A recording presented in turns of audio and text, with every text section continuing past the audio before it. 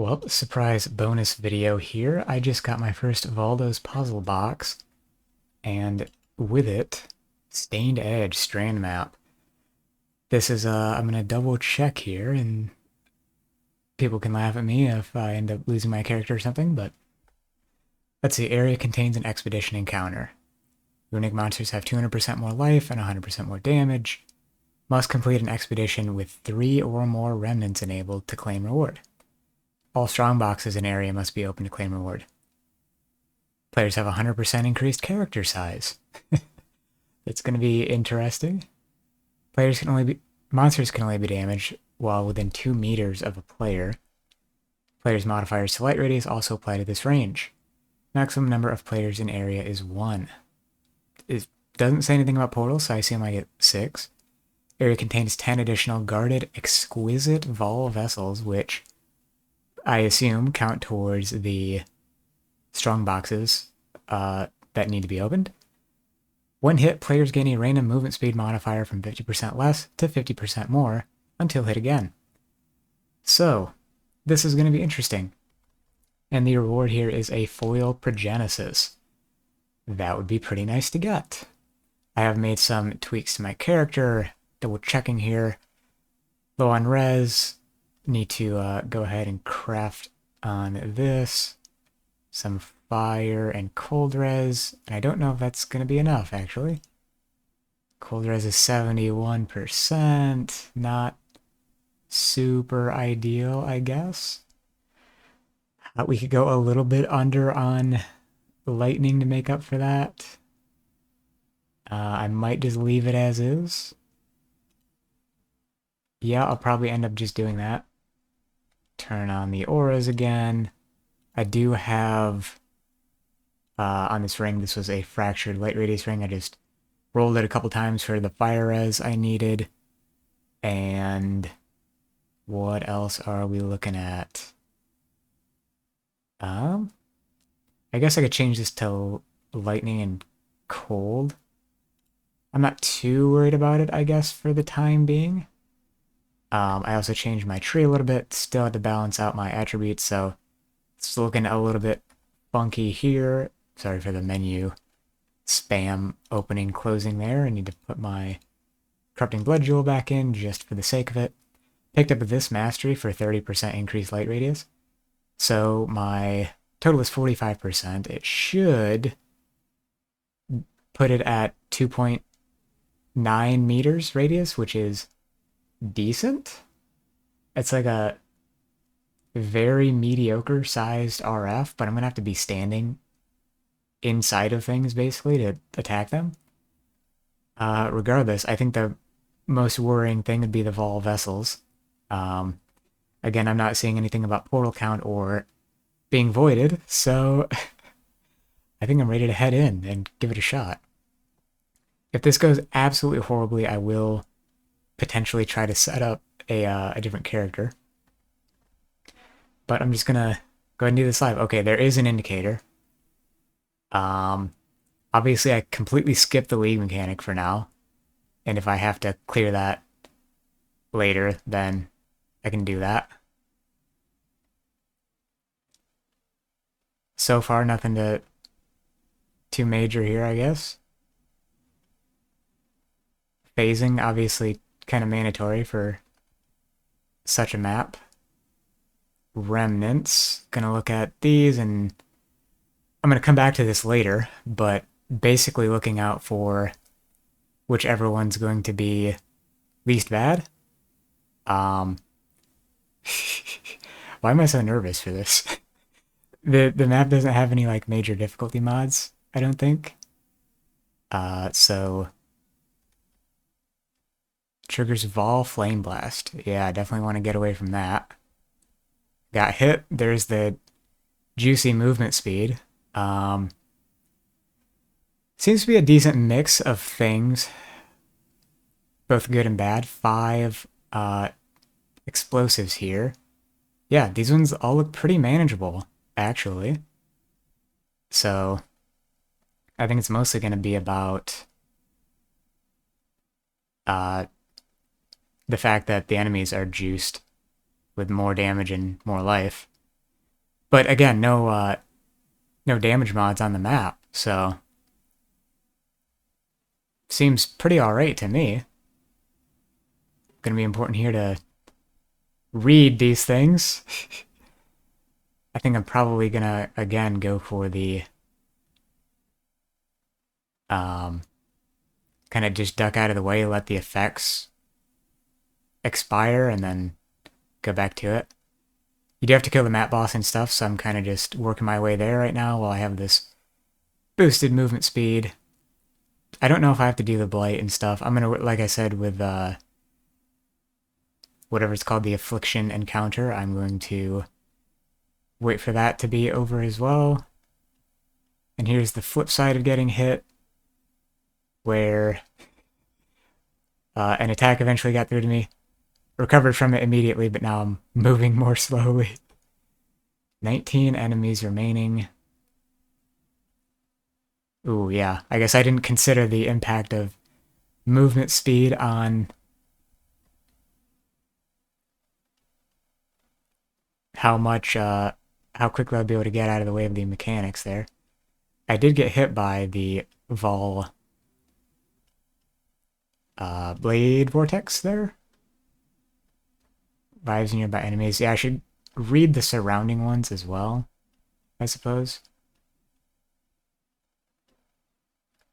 My aim here, I guess, to explain my playstyle a little bit, is to start triggering some explosions from a distance, and then, because of how chain DD works, you can like have one of them going off, and then just walk through, and things should get hit like that.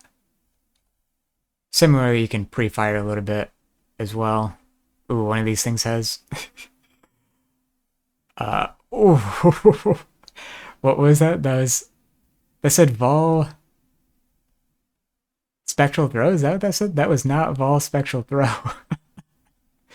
Let's see. This one is a Revive Nearby Enemies. I'm gonna throw out our brand, why not? I did think about swapping out my ring as well, actually.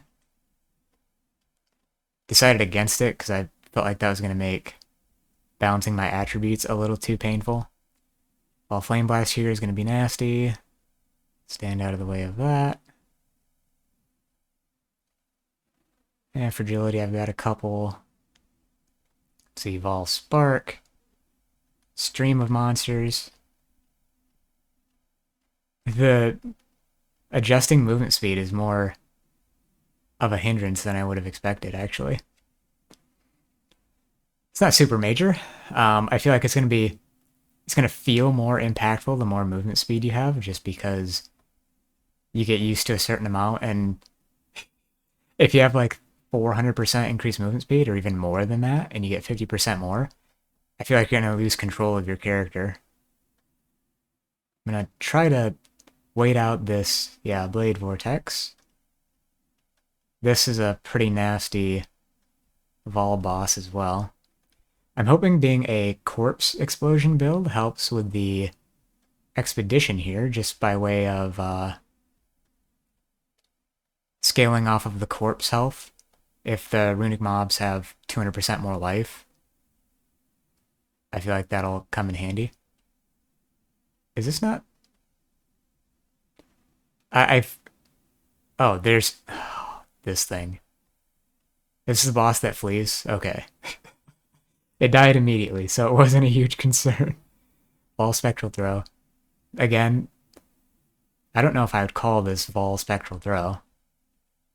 It's certainly the box doing some kind of Spectral Throw attack, but unless they changed Vol Spectral Throw, last I knew it still worked like Spectral Helix, so...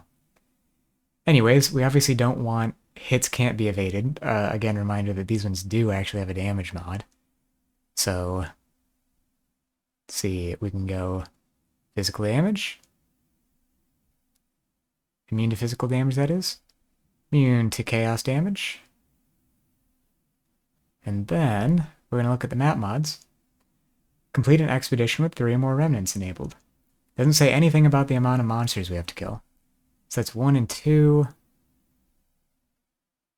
Might want to scoot this one back a little bit. And remember what keys to press. And I'm going to try to avoid triggering too many enemies here, because I don't care about the rewards at all from the expedition itself. So we can place that one like over there. And wait a minute. Am I waking the dead on purpose? No, I don't want that voice line right now. This is twice in a row. I guess I always thought that was triggered by the amount of monster markers in the air, but it didn't look like there were that many over here. Regardless, I guess we can, with the last one, kind of put that here, and then just dip into this over here. Now, there was a concern. They said they fixed this, so hopefully it's not a concern, but there was, for a time, the radius of a circle was not representative of the radius of the explosion, so sometimes you would just barely have a remnant in, and it didn't end up counting because it was too close, or not close enough, even though it was technically within the circle. I'm going to plant that there a little bit further away, and then go for it, and hope I did this correctly. Use some flasks manually here. So far not seeming too bad.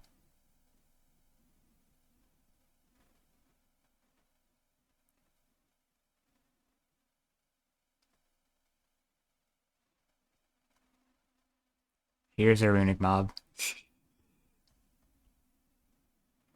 Singular Reliquary. I like that it still does a charge up, even though you know what's in it. Good luck HT?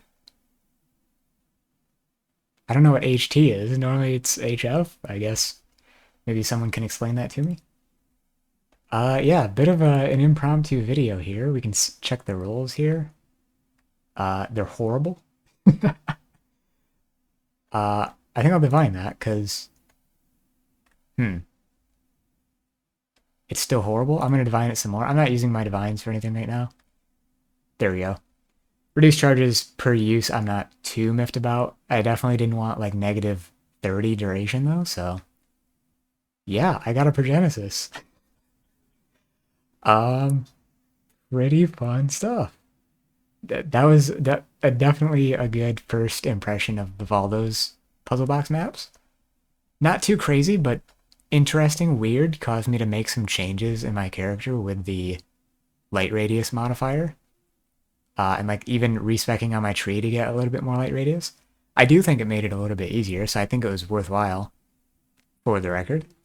And it wasn't anything like, a mage blood, but your character dies and goes away forever. Because I wouldn't have been able to run that for a while. I would have probably just let it sit there until eventually I wanted to try it and didn't care about throwing my character away. But not that I dislike those maps, by the way. I think they're just a different play style and spirit of content than something like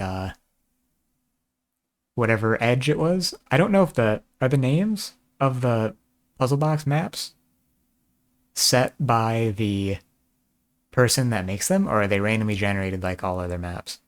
If you have any idea about that, let me know down below. Will be much appreciated. Anyways, let me know if you like this style of video where I kind of did a live commentary through my puzzle box map, because if so, I will definitely make more of these in the future when I get other puzzle boxes. Anyways, thanks for watching, and I'll catch you next time. Peace.